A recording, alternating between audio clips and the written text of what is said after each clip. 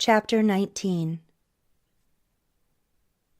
Adeena listened carefully to the muffled voices outside her hospital room door. It was quite a gathering, she thought.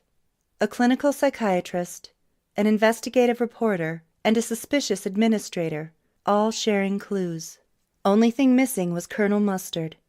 Hard as she tried, the only word she could make out was Adeena. A minute later, Tara and Philip walked in. He looked tired, while she seemed possessed with enough energy to power the whole neurology ward. "Oh, Dee!" Tara gushed, clutching a bouquet of flowers. "Up to your old tricks?"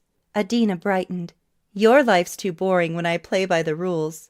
"You play by the rules? That's my fantasy." "Really? Then you need to get an actual life, Tara." Philip sat down on the edge of the bed, looking lost. Tara bent over and gave Adeena a hug. "Well, I'm glad you're okay. You had me worried, and that doesn't help my beauty rest." She paused a moment, and then asked softly, "How are you feeling?" "I'm fine," Adeena replied, glancing at Philip, then at Tara, and finally over at her mother, who had stepped into the room. "I'm just so sorry to have put you all through this." Her mother moved closer. "I just had a word with Dr. Lockheil before he got called into surgery." Adeena pulled herself up higher on the bed. "Really? What did he say?" "He thinks you might be having ocular migraines." "Ocular?" Philip asked. "As in eyes?" "Oui," Jackie replied. "It's sometimes called a silent migraine because usually there is no pain, but there can be intense aura with them." "Aura?" Adeena repeated. "Like seeing things?" Her mother nodded. "Kind of. It's usually just bright spots and flashing lights, but it can go further. Hallucinations, intense sensory distortion, and—" She paused for a moment, pursing her lips as if trying to contain the rest of her thoughts. Adeena sat frozen, listening to her mother. "What, Mom? Is there something else?" "Well, it seems you've also got symptoms of a hemiplegic migraine. It's actually a neurological disease with prolonged aura and blackouts. It's usually genetic." The room went quiet. Tara reached for Adeena's hand, but it was Philip who spoke first. "So the doctor's not sure which kind this is," he started. "They both include auras or visions, and people black out with the what did you call it?" "Hemiplegic migraine. It's rare, but intense. Patients report visual and sensory aura," Jackie replied. "Dr. Lockheil isn't sure himself. He's in touch with a specialist in Toronto, apparently, who is doing research on migraines. There are some new theories and an experimental procedure they've been testing." Adeena couldn't process all of this. Too many medical terms. Everyone trying to explain something that was not meant to be understood. And did her mother say genetic? "The doctor wants you to get some rest. Take it easy, Adeena, for a while at least. I thought we could go up to the lake afterwards," her mother said in a gentle tone. Adeena nodded her head. "Sure, as long as I can practice." "Sure," Jackie said. "We'll bring your cello up with us." The C word jolted the room into silence. A dark look passed between Tara, Adeena, and Philip. No one said a word as the rhythmic beeping of a medical monitor set an eerie mood. Jackie broke the tension. "Oh, and they're doing a complete physical too, Adeena." The hanging silence seemed to spook her mother. "You know what?" she announced. "You guys don't need me hanging around." She hugged Adeena and gave her a kiss on each cheek. "Take care, ma belle. See you in the morning." After her mother left, it was obvious that Tara's mood had changed. "Adeena, there's something we do need to discuss," Tara stated. "Oh shit, here it comes." Adeena pushed her hair back and squarely faced her accuser, girding for what came next. Tara rarely called her anything but Dee. Philip looked horrified, sitting on the edge of the bed. He suddenly bounced up in front of Tara. "Sorry to interrupt," he said. "Adeena, did they bring your morning pills, the ones you're supposed to take for your blood pressure?" Adeena looked at him strangely. What was he up to? He winked slyly as Tara glanced down at her cell phone. "Oh, I forgot about those," she said, discreetly pushing the nurse's call button. "Tara, did you see them?" Tara looked around the room, confused. Adeena suddenly let out a shriek. "Shit!" She held her forehead, trying to grimace as convincingly as she could. "Ouch! Oh, fuck, it hurts!" She closed her eyes and let her head drop onto her chest dramatically. Tara called out, "Dee, what is it?" She touched Adeena's hand. It was limp and there was no response. Philip stood up. "Why does this keep happening to her? Tara, we better find a nurse." The next morning, as Adeena ate lunch, she had time to think. She had just survived both an MRI and had a complete physical that included a pap test. She had laid her arm out for so many needles since being in the hospital, she felt like a sieve. But in a strange way, this wasn't a bad place to sort things out. Philip had been sweet to distract Tara yesterday when she seemed on the verge of interrogating her about the Duncancello. Adeena knew Philip didn't believe her time-traveling story, but he seemed determined to be there for her, knowing there was now a theory about what might be happening. Migraines with auras. He probably felt he could rationalize her stories now. Migraines with auras. She turned the phrase over in her head. Is that all this is? That would be a tidy explanation. She closed her eyes and saw James again, riding away on Bulgare. His face filled her mind as she remembered the warmth of his arms around her. She sank into her bed, holding her arms together, reliving the moment. "Adeena?" She opened her eyes. There was a bearded, middle-aged man in a white coat at the door. "I'm Dr. Lockheil." Adeena let her arms go and sat up. "Hi, please come in." The doctor stepped forward. He was a big, burly man, with his thick reddish hair. She had the sense he could be a Viking warrior as easily as a neurologist at the Civic Hospital. "We've gone over all your tests, and I'd like to ask you a few questions," he said, standing beside her bed, scanning the various monitors hooked up to her. "Sure, no problem." "Have you been mountain climbing, scuba diving, or perhaps skydiving?" Dr. Lockheil began. Adeena chuckled. "Oh, right, all three in my spare time." "So I take it that's a no." "Correct. I've been playing my cello and rehearsing with the orchestra, but I've laid off the whole mountain climbing thing." She smiled. "I don't think I would ever go skydiving, and I'd love to learn scuba diving, but haven't had the chance. Not this week, at least." The doctor was making notes on his clipboard. "There seems to be some sort of trauma happening to you. The type that we've seen when people are exposed to severe changes in temperature, atmospheric pressure, altitude, that sort of thing," he said. "It can lead to blackouts, loss of blood pressure, migraines, and—" He hesitated, touching her forehead and then lifting one of her eyelids slightly. "And what?" she asked. Visions, intense dreams, hallucinations," he said, checking her other eye. "We've had patients who think they are gone to other places when they black out. Your mind is a powerful organ, Adeena." She looked at him carefully. "What are you saying?" He returned to writing notes. "Normally I tell patients to stop skydiving or mountain climbing, that sort of thing," he said. "But I'm not sure telling you to stop playing the cello would make any difference." Adeena stared at him. "Just take those pills I prescribed for now, and we'll arrange to do some more tests. I'm also talking to another neurologist about your case. There is a specialist in Toronto who is doing some research on these kinds of cases," he said. The doctor hesitated for a moment, then added, "There is one other thing, too." Adeena sat waiting for him to continue. "We did a full-body scan MRI, because we were doing both neurological and gynecological foci," he said. "You'd reported problems with your menses and pain in your pelvis." "Yes, so?" she replied. "You found something?" He tugged his beard before answering. "I'm afraid there seems to be damage to your fallopian tubes. This may affect your ability to conceive, naturally at least." Adeena said nothing. Tears filled her eyes and she looked out at the window at the overcast sky. Little beads of rain had formed on the window. She closed her eyes. "I'm sorry, Adeena," the doctor said, laying a hand on her shoulder. "I've sent the scans to gynecology, and I can have them come and talk to you. Is that okay?"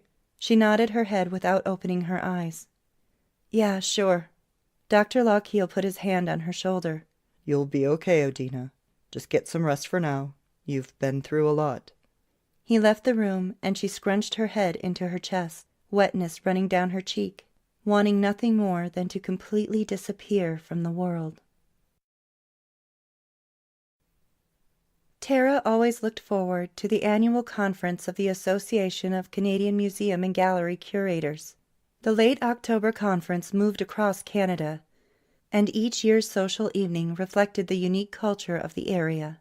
She had enjoyed a down-home lobster dinner and 50s-style hop in Charlottetown, PEI, a hayride, barbecue and square dancing lessons in Canmore, Alberta. But her favorite social was Quebec City. After an authentic French-Canadian baked beans and tortilla dinner, she had danced like a fool to the spirited music of a local fiddler well into the night, with a group of tipsy curators from across the country. As her 5-hour flight from Ottawa to Vancouver reached its cruising altitude, she wondered what this year would be like. The venue was promising, the Whistler Resort, 2 hours north of the city by way of the sea-to-sky highway that hugged the Pacific on its way up the Rockies. Tara was more interested, however, in the file that Pablo had given her before she left. She had gathered all the documents, receipts, expenses, press clippings, and miscellaneous paperwork for the Art of Rebellion exhibit, which continued to draw a steady stream of patrons and critical acclaim. She had been distracted from doing much investigation while preparing for her featured seminar at this year's conference. Her boss, Andre, had recommended her after seeing her present to Ottawa area curators. She was flattered. Now she had to live up to her billing as a young, smart curator with fresh ideas on attracting new visitors to help struggling galleries balance their strained budgets. As soon as this presentation was over, she was determined to comb through the file Pablo had prepared for her and see if there were any clues that might help confirm, or lay to rest, the accusations that Friedrich Lang had hinted at on the opening night of the exhibit. Was there a chance that the real Duncancella was not what they were so proudly displaying at the National Gallery? If so, how was that even possible, and who would have switched it? As she adjusted her seat and pulled out her laptop to go through slides for her presentation, a face flashed before her. Adeena. Tara had a sense that somehow she was involved, and if so, the consequences might be more than their friendship could handle. She hoped she was wrong, and that poor, suffering Adeena could just get on with it, become the classical musician she had always dreamed of being, and settle down with Philip. As her laptop fired up, she let herself enjoy a little smile. Philip, the one thing Adeena had got right. He would be her rock, with his own impeccable sense of style and adventure. If only Tara had found him first.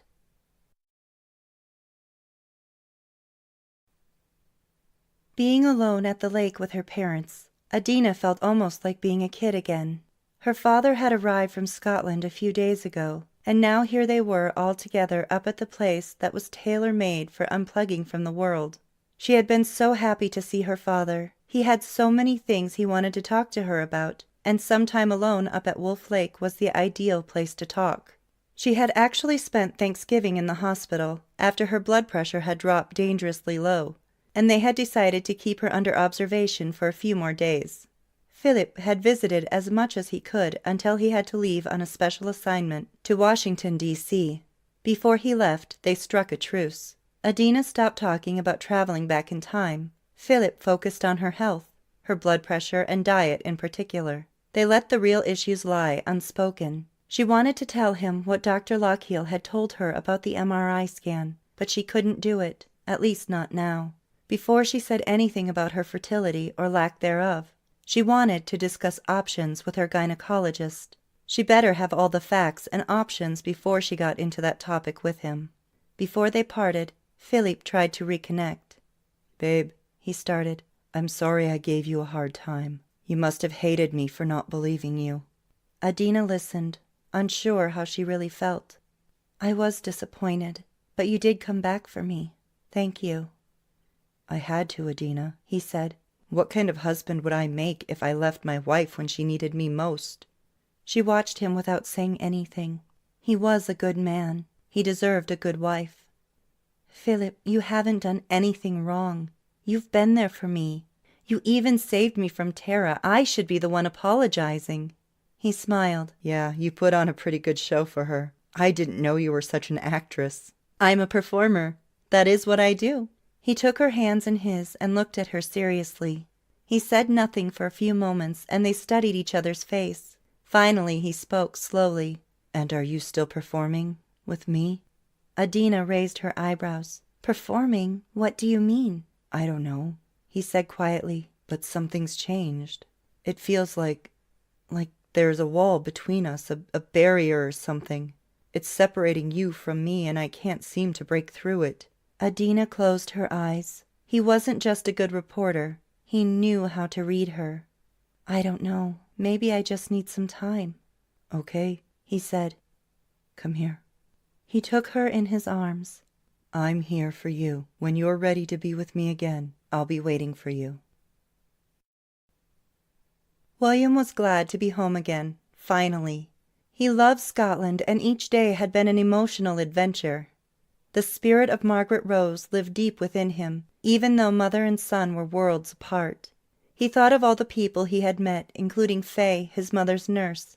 She had been there until the end, providing his mother with more than just professional nursing. The two were a treat to watch in action, and after his mother died, Fay tearfully confessed that she felt a hole in my heart wider than the sea itself. Besides Fay, there was Murdo, the young sheep farmer who lived next door to his mother's cottage on the North Sea. He had understood Margaret Rose and shown real affection for her. He, too, was moved to tears after she died. He told William that his own grandmother had passed away when he was just a wee brat, and he never got a chance to know her. Murdo said Margaret Rose was like the grandmother he had always imagined. William later discovered that Murdo used to take her shopping, kept her freezer stocked, and used to drop by for a dram of brandy from time to time, loaded with produce, sweets, and fresh-cut flowers. Now that his mother was gone, William could move forward. He thought back to how his mother had always connected with Adeena, and about Margaret Rose's dying wish for Adeena to save us. Grandmother and granddaughter developed a bond that he had admired, even if it did scare him. Now back at home, he had lots of things to talk to his daughter about. While he had fretted over Adeena as a child, his own strained relationship with his mother had occupied too much negative space in his head. Now, finally, he could focus. Will, are you going to daydream all day? Is that thing going to work? He looked up from a tangle of wires before him at Jackie in the kitchen, putting the finishing touches on dinner. He was determined to get the satellite feed hooked up to their new flat-screen TV. Yeah, just about done, he called out. He hooked up the last connection and flicked on the power switch. 4 different lights started blinking, all red, and he was worried until finally one started to glow a deep blue, and then the other 3 followed suit, blinking happily to indicate the connection was working. I think I got it, William called out. He moved around to the front and clicked the remote and waited a few seconds until the screen lit up with a signal from the satellite. There you go. Now we can watch the news and all your cooking shows. Jackie smiled from the kitchen. Good work, Will. Now come and pour me some wine. Tout de suite. He threw the leftover wires and the manual in the box from the satellite converter and put them in the spare room. The door to Adeena's bedroom was open. There was a large cello case next to her. Adeena, you want some wine? He called out. Come and show us your new cello, and I'll pour you a glass.